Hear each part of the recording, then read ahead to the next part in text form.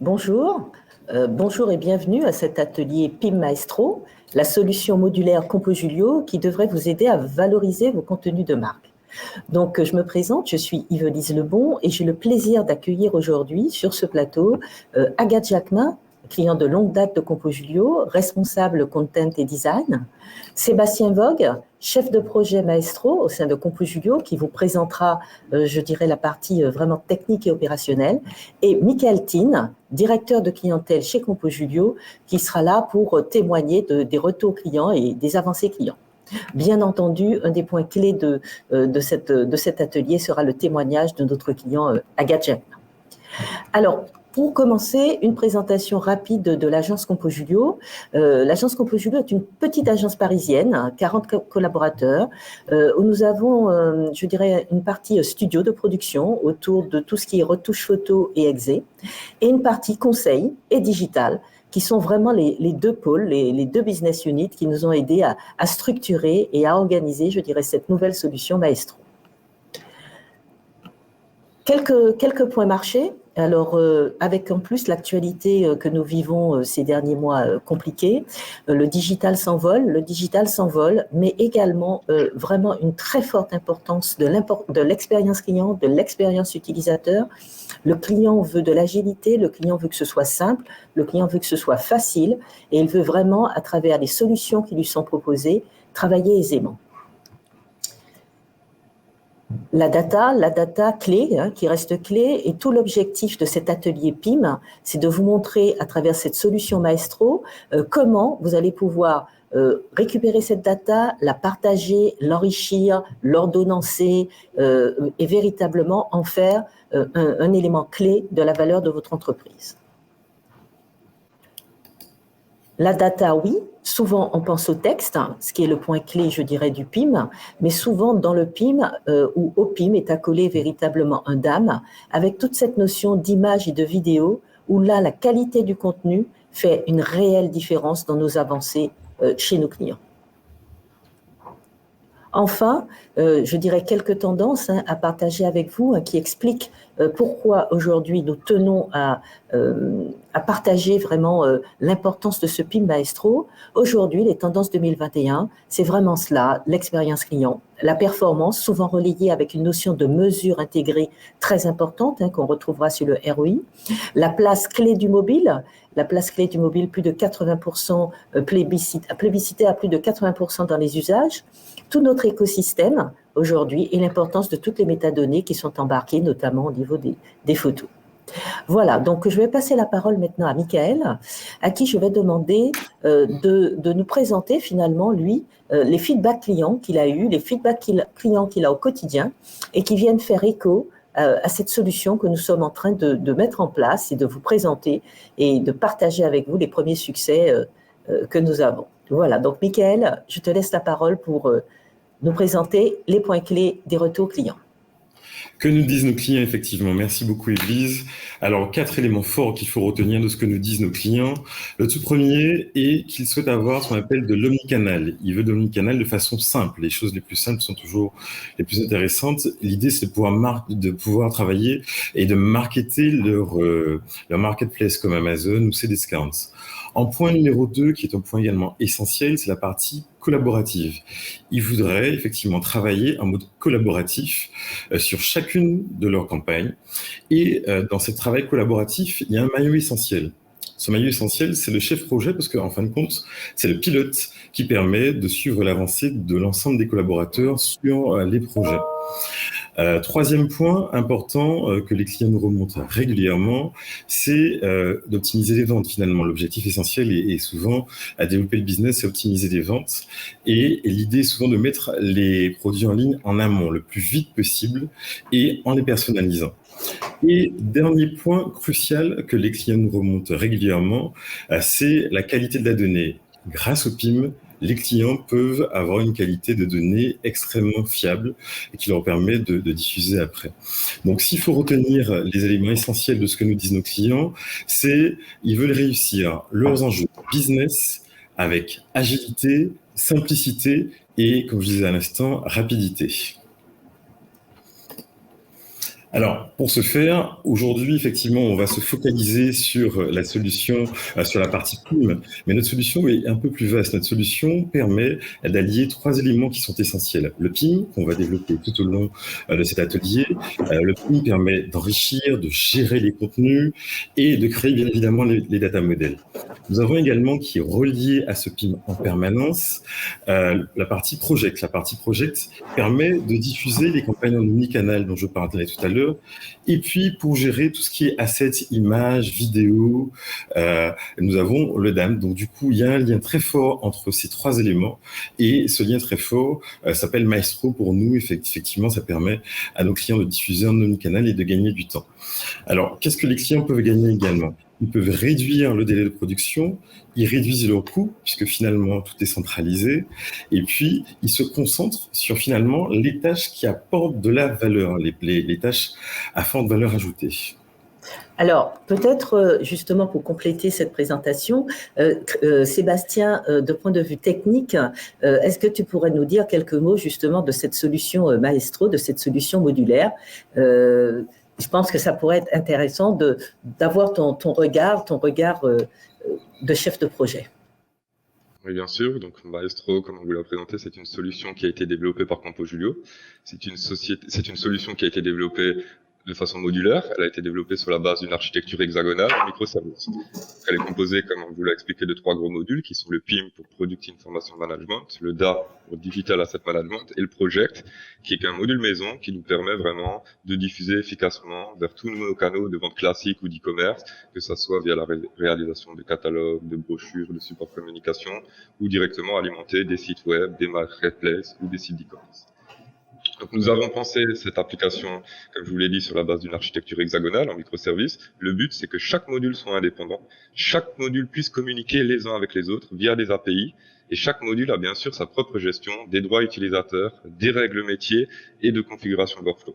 Ce qui permet vraiment de s'intégrer dans un écosystème entièrement Maestro, donc à savoir via le module PIM, DAM ou Project, ou potentiellement de s'interconnecter avec des outils existants de nos clients pour faire venir de la donnée qui est déjà présente dans des CMS, dans des ERP en interne pour alimenter un PIM, ou alors même au niveau des exports, partir d'un PIM Maestro, alimenter de la donnée et vraiment ressortir de la donnée pour alimenter d'autres outils. Donc le but, c'était vraiment de penser à une application qui est globale, qui permet de réaliser autant la gestion des informations que la gestion des médias et que la gestion d'un projet où on nous demande aujourd'hui, via nos expériences clients depuis plusieurs années, d'avoir de plus en plus de souplesse, à savoir pouvoir personnaliser les données, pouvoir, suivant les canaux qui vont être utilisés, surcharger la donnée, venir la modifier, mais dans le souhait toujours d'avoir une information qui est contrôlée, qui est validée, et une information unique qui est sur la base d'un PIM. Donc on y reviendra tout au long de la démonstration et de cette présentation pour vous expliquer pourquoi Project est pour nous un module essentiel et nous permet vraiment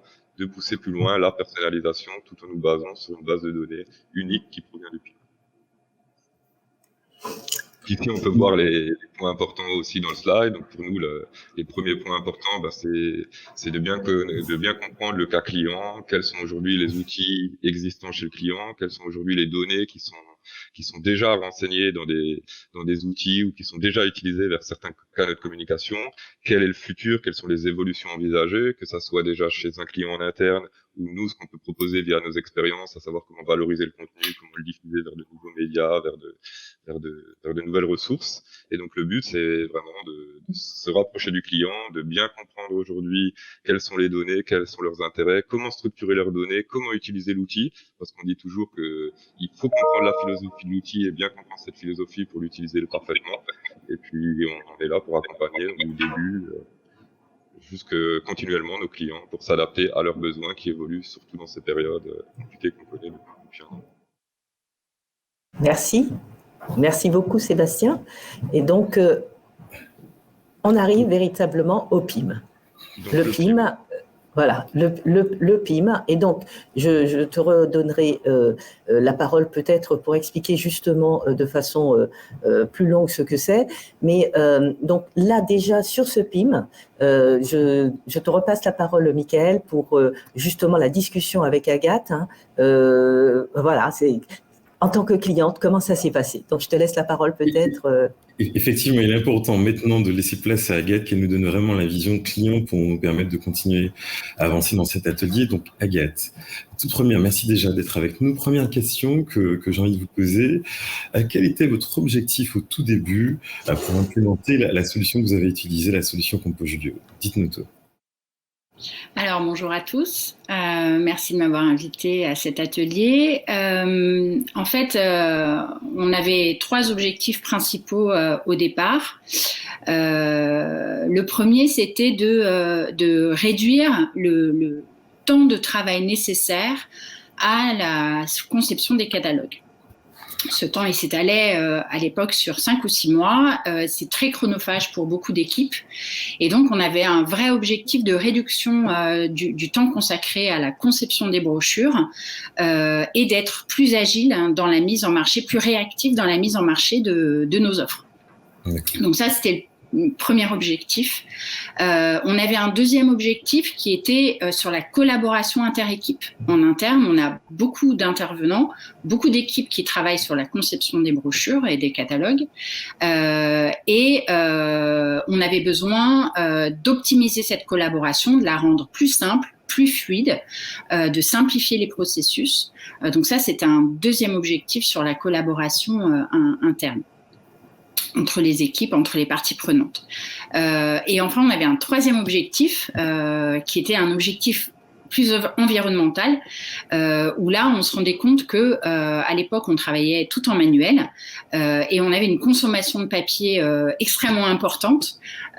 Toutes les pages étaient imprimées sur papier pour faire les tours de correction. Et donc, on avait une grosse consommation de papier et de consommables.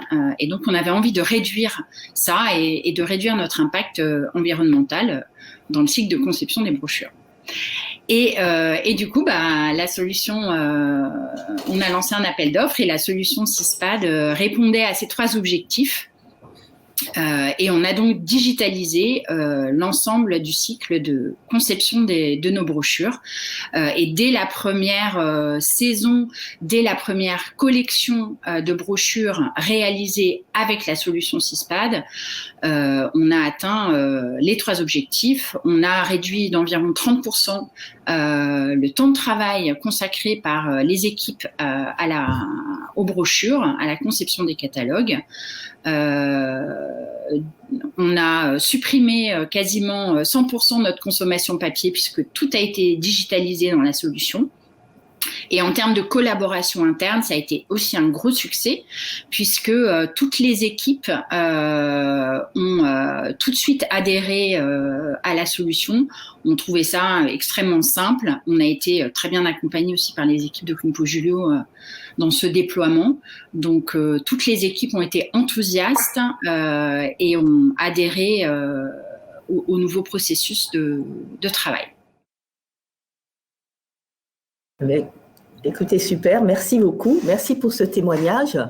Peut-être juste un mot sur Syspad Maestro pour ceux qui nous écoutent. En fait, Syspad est le papa ou la maman, je ne sais pas comment, de Maestro, puisque derrière, on a franchi un pas de plus pour aller vers Maestro, mais en partant, je dirais, du même principe et de la même pensée, gestion de contenu de marque, et qui est quand même le point fondamental et qui est très, très important quand on fait du marketing, quand on travaille sur le content, quand on travaille sur le design. Voilà. Donc, je te repasse la main, Michael, pour la suite, peut-être. Oui, alors finalement, le client garde la maîtrise totale de sa solution. Est-ce que Sébastien, tu peux nous expliquer comment le client arrive, adapte à encadrer la contribution des contenus, comment les choses s'organisent? Oui, bien sûr. Donc je devrais faire un point sur le PIM. Donc le PIM, à la base, c'est vraiment une plateforme qui centralise la collecte, la gestion et l'enrichissement de vos informations produits, tout en permettant de les structurer et d'organiser ces informations au sein de différents modèles de données et de différentes fiches produits. Donc le but, c'est vraiment de permettre aux différentes équipes qui vont venir alimenter du contenu, que ce soit des équipes de production dans le cadre de notre client TUI ou dans le cadre d'équipes marketing qui viennent optimiser la qualité, la précision et la complétude des données produits, Mais le but, c'est de vraiment simplifier la gestion et la diffusion en multicanaux, donc que ça soit via la réalisation de catalogues produits, comme on a pu vous le présenter ici, mais aussi diffuser des informations mises à jour sur les sites internet, etc.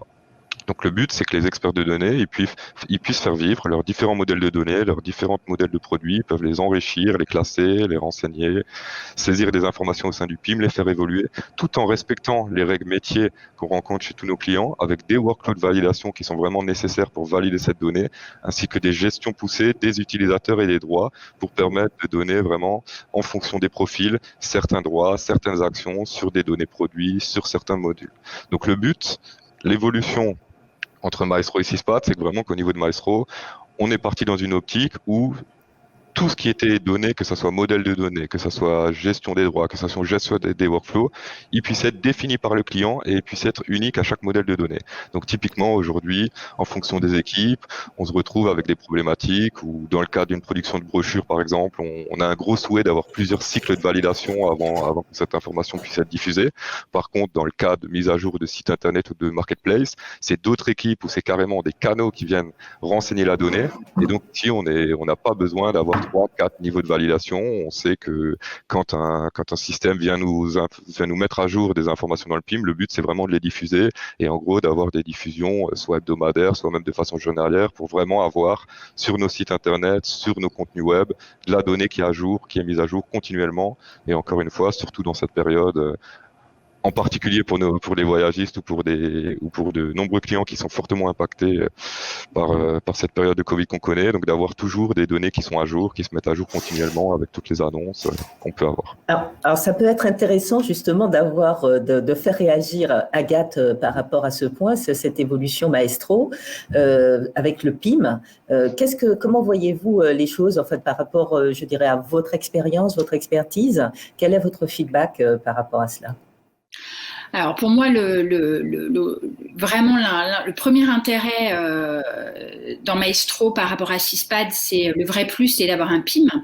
Et un PIM, en fait, c'est une grosse bibliothèque qui permet vraiment de classifier les données, de les mettre à jour et surtout qu'elles soient disponibles pour tous les canaux de diffusion. Chez TUI où je travaillais encore récemment, on avait cette problématique de diffusion des données à jour, tant sur les brochures en print que sur le site web. Donc le PIM permet cela. On n'a plus besoin de copier-coller des données qui sont dans un outil pour pouvoir les diffuser sur le web ou sur tous les canaux de diffusion. Donc ça, c'est un vrai gain de temps et c'est un vrai gain d'efficacité également. Merci.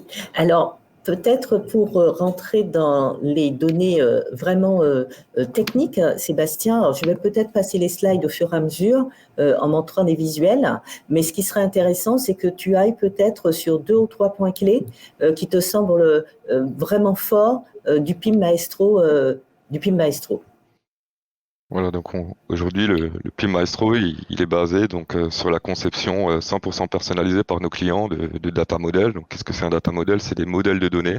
Donc ici, en fonction des cas clients, on va pouvoir évaluer les différents objets, les différentes données, comment elles vont être classifiées, comment elles vont hériter les uns des autres.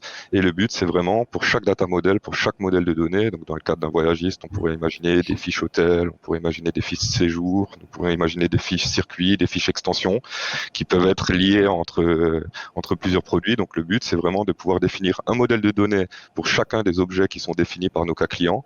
Pour chacun de ces objets, nous pouvons réaliser une fiche produit personnalisée, c'est-à-dire l'organiser sous forme d'onglets, définir autant de champs que nous voulons, la faire vivre en fonction de notre saison, rajouter des nouveaux champs de contenu, pouvoir les organiser, pouvoir les classer, pouvoir mettre des restrictions au niveau des champs, définir des modèles de champs, que ce soit des champs simples de type texte, que ce soit des champs enrichis pour le web, que ce soit des champs de liste où on a déjà toute une partie de données qui sont renseignées dans le PIM. Le but, c'est vraiment de pouvoir faire évoluer nos modèles de données continuellement en fonction de nos nouveaux besoins, de nos nouveaux souhaits de diffusion. Donc le but du data model, c'est qu'il puisse vivre de la part du client, bien sûr, toujours avec un accompagnement de Compos Julio pour imaginer au mieux et faciliter derrière la production de nos clients. Mais le but, c'est que tout soit personnalisable. Tous les workflows, tous les data models sont personnalisables. Aussi pour les workflows, on pourrait imaginer que suivant les data models, on a effectivement des workflows différents en fonction des data models. Donc le but, c'est vraiment s'adapter au mieux aux clients, la façon dont ils travaillent actuellement, pour avoir le moins de contraintes vis-à-vis de l'outil, mais vraiment avoir le plus d'opportunités possibles et surtout rentrer dans un cycle de processus métier et respecter vraiment l'organisation du client. Donc chaque module, comme je l'ai déjà indiqué, il a ses workflows qui sont spécifiques. Et nous, la grande particularité de Maestro, c'est qu'on a imaginé un gros module project. Pourquoi nous avons imaginé un gros module project? C'est qu'aujourd'hui, les informations sont renseignées au niveau du PIM, comme vous le connaissez sûrement et comme on vous le présente, mais on se rend compte aujourd'hui que de plus en plus de contenu nécessite d'être surchargé, d'être modifié en fonction des canaux vers lesquels on va diffuser. On peut donner un exemple très simple, typiquement, on peut imaginer qu'on a une fiche produit dans le PIM, qu'on a plusieurs visuels qui sont liés. On a une dizaine ou une quinzaine de visuels qui sont liés.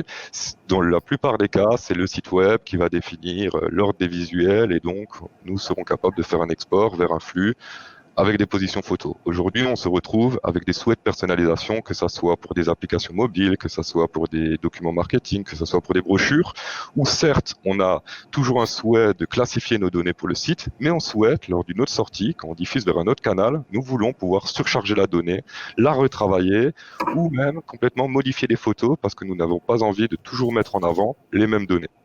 Donc le but, c'est vraiment dans le module projet, d'interconnecter le module projet et le PIM, pouvoir faire descendre des informations qui proviennent du PIM, qui sont validées déjà tout en haut des sphères de validation. On descend ces données dans les projets et on permet ou non, en fonction des utilisateurs qui sont associés au projet, en fonction des droits qui sont associés aux différents utilisateurs sur ce projet, on permet de personnaliser de la donnée. Donc le but, c'est vraiment d'avoir une information centralisée qui est commune, qui est validée par les équipes au niveau du PIM et au niveau du projet. Si on le souhaite, on peut venir personnaliser de la donnée. On peut imaginer ça aussi dans le cadre de brochures de catalogue. Typiquement, vous avez une donnée produit, une donnée description qui est très très longue. Dans le cadre du site web ou d'une application mobile, il n'y a aucun problème. Par contre, dans le cadre d'une brochure ou d'un fact sheet, on peut être amené à vouloir retravailler le contenu qui est actuellement existant. Donc, c'est pas quelque chose qu'on veut figer dans le PIM, mais c'est plutôt quelque chose qu'on veut figer dans un canal. Alors, justement, il y a un point important sur lequel tu as dit juste quelques mots, mais qui peut être important à travailler ou à mettre en exergue, qui est vraiment la notion de versionning. Pourquoi est-ce qu'on ferait du versionning dans un PIM? Alors, je pense qu'Agathe peut déjà nous donner un éclairage, puisque je pense qu'elle a utilisé une des premières à se dire que c'était important, je dirais, dans son entreprise, et justement avoir ton feedback aussi, Sébastien, sur ce point. Alors, peut-être Agathe d'abord? Alors moi, je vous donne la vision purement métier, pas du tout technique, mais pour le coup, dans le secteur du voyage, dans l'industrie du voyage, c'est juste essentiel d'avoir cette fonctionnalité. Et c'est un vrai plus. Typiquement, pour les groupes, alors on fait des ventes de voyages aux individuels, on fait des ventes de voyages aux groupes, mais on n'est pas du tout sur la même saisonnalité entre ces deux cibles de clients, puisque par exemple les groupes achètent des voyages 2 ans avant le départ, alors que des individuels, des particuliers, vont plutôt acheter entre 1 mois et 6 mois à peu près en moyenne. Donc, on n'est pas du tout sur les mêmes rythmes de vente et sur les mêmes délais de réservation. Et donc, on a besoin de pouvoir gérer pour la vente groupe des produits qui sont à N+2 versus des produits qui sont à M+1 ou 3 ou 6 pour des particuliers. Donc ça, la fonction de versionning, c'est hyper intéressant pour ça.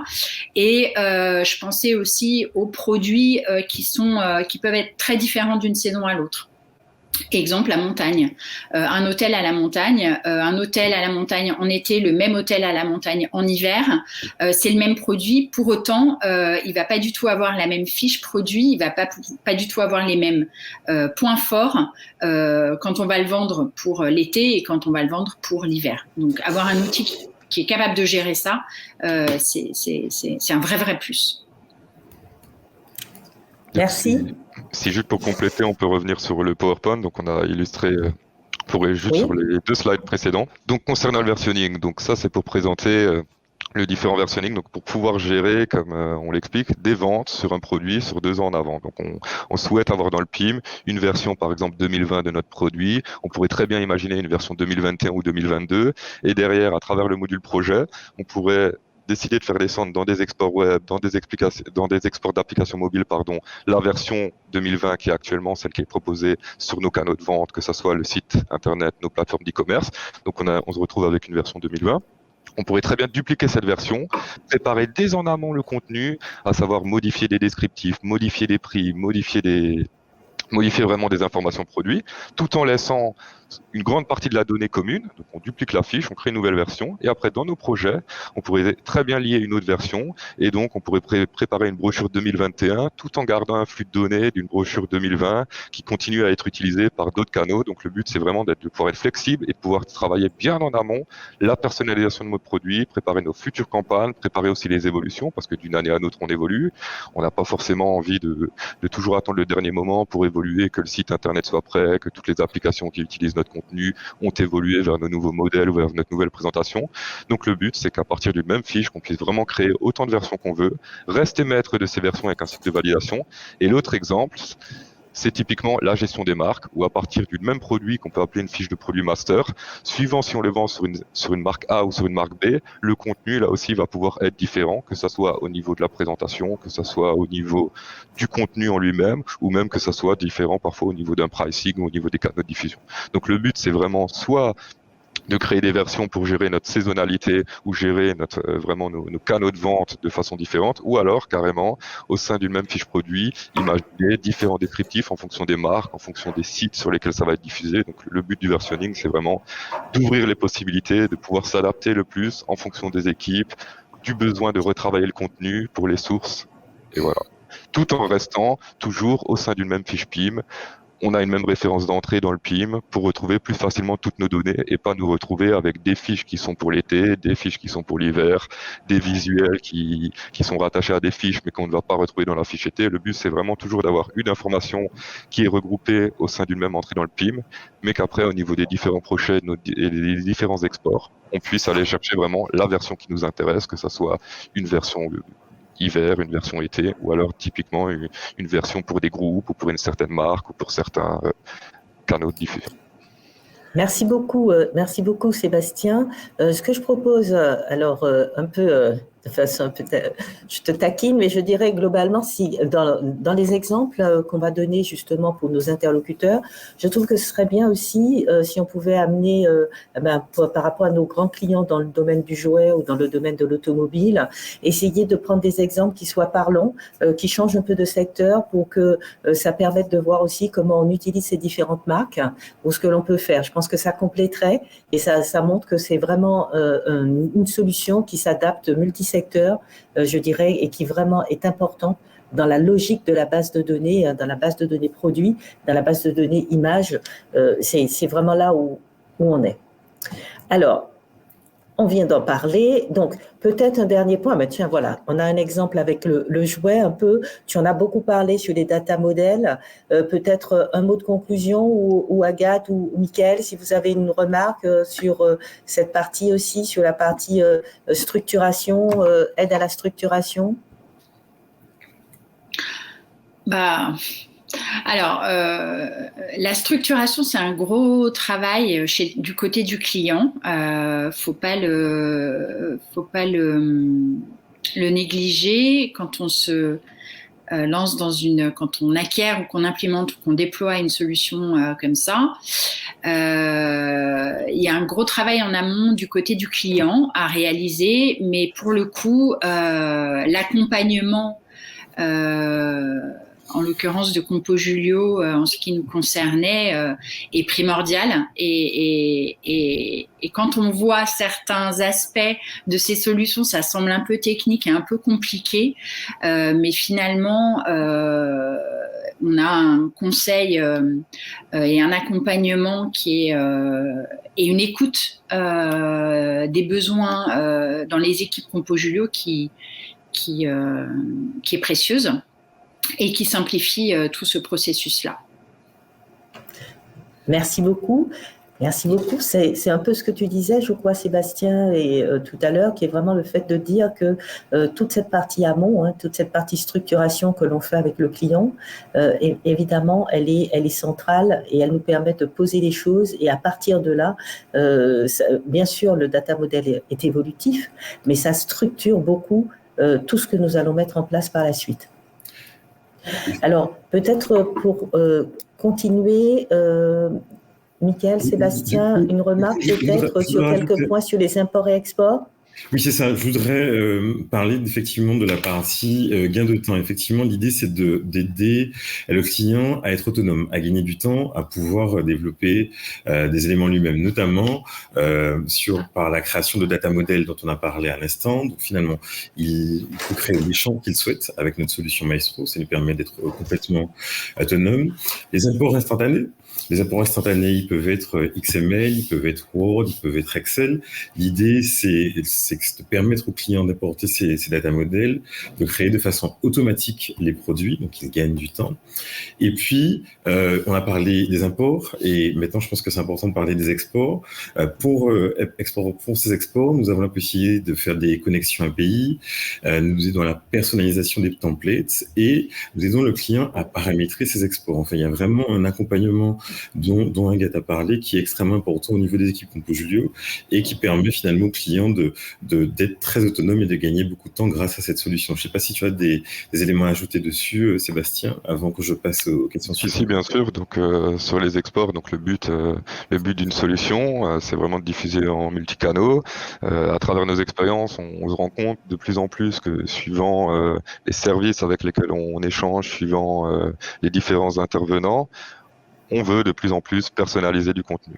Dans le cadre d'interconnexion avec les outils existants, c'est souvent de nos jours l'IT, suite aux différents coûts qui ont déjà été mis en place, des différents outils qui ont été mis en place, qui définissent l'administration globale d'un PIM, les modèles de données. Le but, c'est vraiment, au sein d'un module projet, pouvoir faire tomber des données qui proviennent du PIM, mais pas non plus la totalité des données, mais les données seulement qui vont intéresser nos clients dans le cadre de leur projet.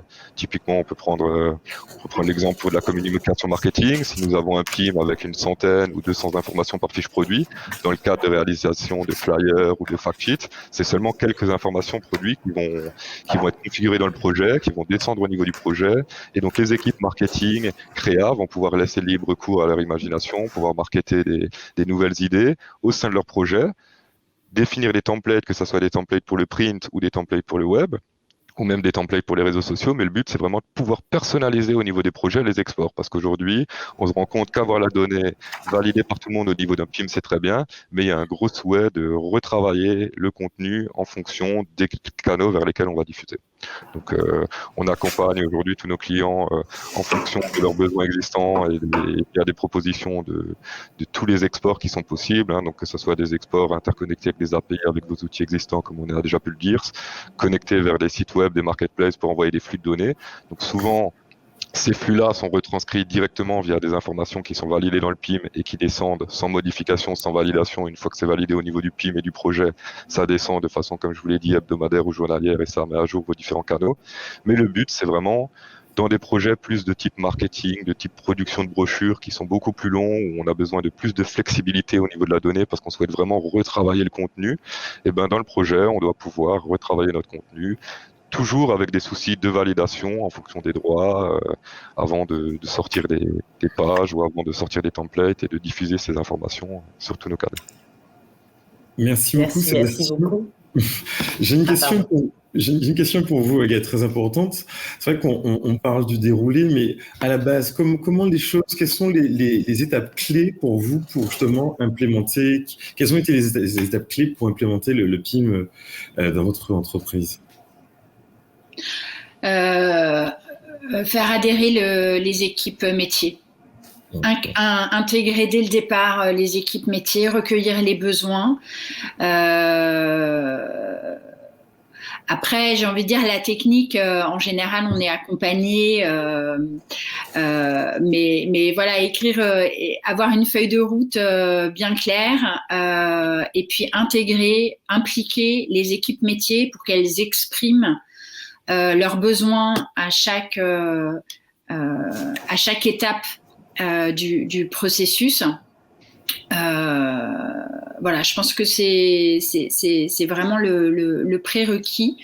Et puis après, avoir un chef d'orchestre dans l'entreprise qui soit vraiment, qui porte vraiment le projet et qui organise et qui s'assure de l'avancée étape par étape de ce projet. Il faut vraiment avoir un project leader dans l'entreprise, chez le client, pour porter ça et pour mobiliser les équipes en interne et être un peu le référent aussi pour communiquer avec les équipes de Compojulio ou du prestataire qui fournit la solution. Et du coup, j'ai une nouvelle, merci beaucoup. Du coup, j'ai une nouvelle double question. Cette fois-ci, quels ont été les bénéfices de cette implémentation et des risques s'il y en a eu éventuellement? Quels sont les bénéfices et les risques? Les bénéfices, c'est le gain d'efficacité, le gain de temps, la digitalisation des tâches ou même la disparition des tâches à faible valeur ajoutée pour que les équipes puissent se concentrer sur les missions à forte valeur ajoutée, sur l'enrichissement de la donnée, sur l'enrichissement des contenus, sur la coordination, sur la collaboration en interne. Donc ça c'est en termes, l'efficacité, le gain de temps et l'optimisation de la collaboration, c'est les premiers bénéfices qu'on perçoit dès l'implémentation de la solution. Après, il y en a plein d'autres derrière, bien évidemment. Vous en avez parlé en termes de personnalisation des données, des contenus, selon le canal de diffusion, etc. Donc, il y a plein de bénéfices, mais les premiers qu'on perçoit tout de suite, c'est vraiment ça, quoi. Merci. Merci. Je reprends juste la parole, je suis un peu le gardien du temps par rapport à ce qu'on nous a dit. Donc, en tant que gardien du temps, je voudrais peut-être aller sur finalement la dernière question qui me semble vraiment importante. Là, je te laisserai intervenir sur la partie interconnexion, Sébastien, mais vraiment la dernière question pour nous, qui va être liée d'ailleurs avec cette notion d'interconnexion, qui est véritablement le fait de se dire comment fait-on sur quoi se base-t-on pour parler de ROI? Quand on se dit ça s'est bien passé, comment le calcule-t-on? Comment fait-on pour dire que c'est vraiment, je dirais, une solution qui amène de la performance, qui aide l'entreprise dans ce qu'elle fait, et notamment que ce soit pour une campagne marketing, que ce soit pour l'élaboration de brochures, que ce soit pour une alimentation web, que ce soit pour une alimentation des réseaux sociaux, bref, que ce soit dans l'organisation marketing de l'entreprise, sur quoi se base-t-on pour parler de ROI? Donc, et là-dessus, Sébastien, après, j'aimerais bien que tu dises un petit mot pour montrer que tu en as beaucoup parlé sans le dire, mais que les interconnexions, c'est un élément clé. Mais d'abord, Agathe, peut-être sur vous, comment vous l'avez mesuré, ce ROI? Je crois que j'en parlais en introduction, mais clairement, ça a été le gain de temps pour les équipes dans le travail de conception des brochures. Dès le début, on a économisé, on a réduit de 30% le temps consacré à la réalisation des brochures. Donc les équipes se sont déchargées tout de suite de tâches chronophages mais à faible valeur ajoutée pour pouvoir se concentrer sur des tâches à plus forte valeur ajoutée. En l'occurrence, on a amélioré la qualité de nos contenus images dans nos brochures, dans nos catalogues. Donc, on a retravaillé nos maquettes. Donc, on a fait monter en qualité et on a amélioré la richesse de nos contenus et la pertinence de nos contenus dans nos brochures.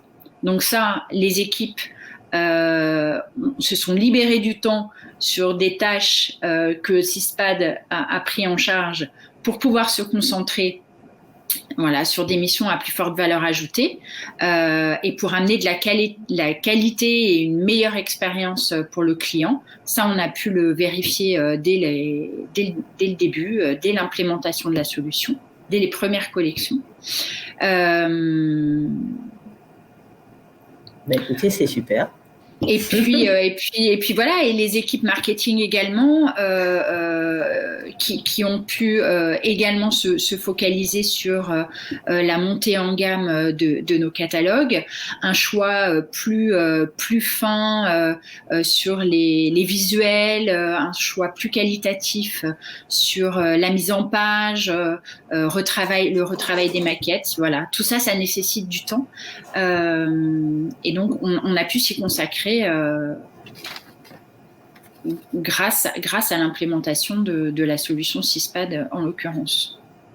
Merci beaucoup Agathe. Est-ce que toi, Michael, tu entends des choses complémentaires de tes clients sur la partie ROI ? Oui, clairement. En fait, il y a une notion de time to market qui est extrêmement importante pour nos clients, parce que du coup, comme Agathe l'a extrêmement bien raconté, en fait, ces équipes gagnent du temps, parce que du coup, c'est de l'énergie, du temps qui sont disponibles pour gagner du temps, pour avoir un time to market parfait. Elle a également évoqué la baisse du nombre d'erreurs finalement, en s'envoyant des trucs sur des éléments sur OneDrive et des Excel à droite à gauche, on perd beaucoup de temps. Finalement, on diminue le nombre d'erreurs du coup en utilisant une solution comme la nôtre. Et une fluidité dans les équipes, elle en a parlé également. Finalement, les équipes sont plus fit, travaillent mieux ensemble et gagnent du temps. Et finalement, de quoi on parle finalement ? On gagne beaucoup de temps dans la production et ce sont des éléments extrêmement importants. Pareil, elle en a parlé également, l'enrichissement des données. Il est possible d'enrichir une fiche produit de façon très rapide.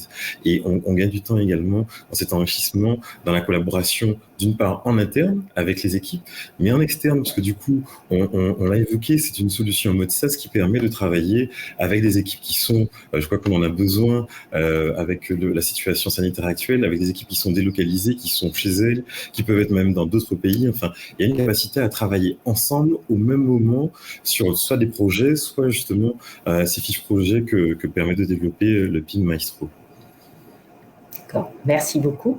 Alors peut-être un mot, Sébastien, justement de l'intérêt de cette interconnexion que nous avons avec toute la solution Maestro et donc avec, je dirais, tout l'écosystème finalement client quand nous arrivons chez un client.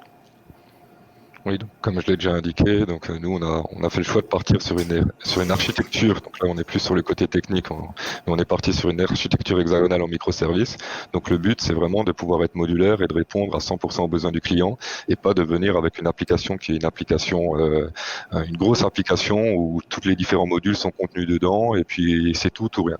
Nous le but c'était vraiment de pouvoir s'adapter en fonction des besoins du client, de faire pouvoir descendre des modules de traduction s'ils en ont besoin, des modules project, pouvoir interconnecter le DAM avec un DAM existant, parce qu'aujourd'hui on se rend compte qu'on a beaucoup de clients qui ont déjà un DAM ou ce qui s'assimile à un DAM déjà en interne, et donc forcément reprendre tous les éléments qui sont déjà dans des outils existants pour les déplacer dans un autre outil, c'est du travail qui peut paraître titanesque et au début qui peut refroidir, mais le but c'est vraiment de pouvoir s'interconnecter.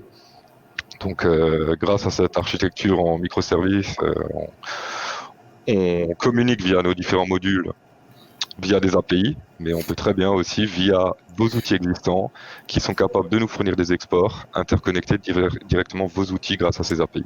Donc on est beaucoup plus ici dans le côté technique, mais le but c'est vraiment de pouvoir s'interconnecter avec de l'existant et prendre des flux de données et ne pas avoir à repartir de zéro dans le cadre d'un nouvel outil et de perdre tout ce qui est existant. Merci beaucoup. Alors, pardon, je reviens en arrière. Alors, juste merci beaucoup Agathe, vraiment de nous avoir accompagnés, je dirais, sur cet atelier. Merci Sébastien, merci Michael pour tous vos témoignages. Alors, vous l'avez compris, la solution PIM Maestro qui a été mise aujourd'hui en avant fait partie de la solution Maestro globale qui s'articule autour d'un PIM, d'un DAM et d'une solution projet dont Sébastien a parlé à plusieurs reprises pour montrer la continuité finalement des opérations et en fait de la production, en fait de l'enrichissement, de la capitalisation des données jusqu'à la diffusion des données de façon omnicanale. Alors, pour clôturer, je dirais, cet atelier, nous avons prévu un film de 2 minutes, simplement qui va vous faire vivre un peu cette aventure en disant, voilà, on a bien le PIM, on a bien le DAM, on a bien le projet. Donc, et nous allons terminer cet atelier justement par cette image pour vous faire plonger finalement dans pour vous faire plonger dans l'aventure Maestro. Découvrez Maestro, la solution modulaire qui valorise vos contenus de marque. Maestro est une solution de gestion et diffusion de contenu composée de 3 modules, PIM, DAM et Project, s'intégrant efficacement dans votre écosystème existant. Elle est adaptée à de nombreux domaines d'activité et types de communication. Avec Maestro, vous restez proche de vos équipes en facilitant le travail à distance, tout en maîtrisant toutes les étapes du projet. Vous gagnez en agilité sur vos délais, en toute autonomie et en toute sécurité. Maestro est flexible et s'intègre facilement à vos outils existants avec l'accompagnement de nos équipes. Cette solution unique sur le marché vous permet de diffuser facilement vos campagnes en omnicanal.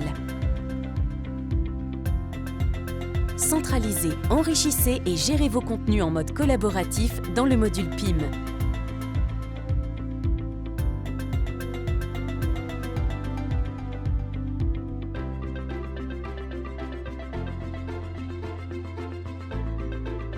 Avec le module DAM, organisez et taguez votre bibliothèque média pour les intégrer dans vos supports.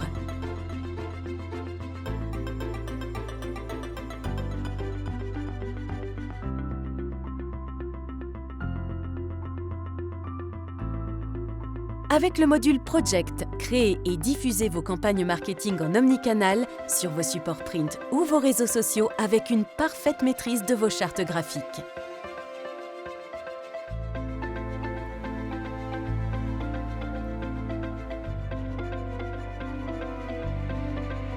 Passer à Maestro, c'est facile. Nous établissons ensemble votre cahier des charges, puis nous configurons Maestro et ses modules selon vos besoins. Nous formons vos équipes pour une prise en main autonome de la solution. Ensemble, nous mettons en place les indicateurs pour la mesure du ROI. Enfin, nous restons à votre écoute pour anticiper vos besoins d'évolution. Grâce à Maestro, vous disposez d'une solution modulaire complète. Vous réduisez vos délais de production et vos coûts, et vos équipes pourront se concentrer sur des tâches à forte valeur ajoutée. Vous aussi, rejoignez Maestro. Plus d'informations sur www.maestro-solution.com. Donc, merci à tous et merci de votre attention. Et à très bientôt, j'espère, pour en discuter de façon plus individuelle et puis plus directe en fonction des besoins de vos équipes, de vos entreprises. Merci. All for Content 100% digital, une production Dot Events et Broadcast Associés.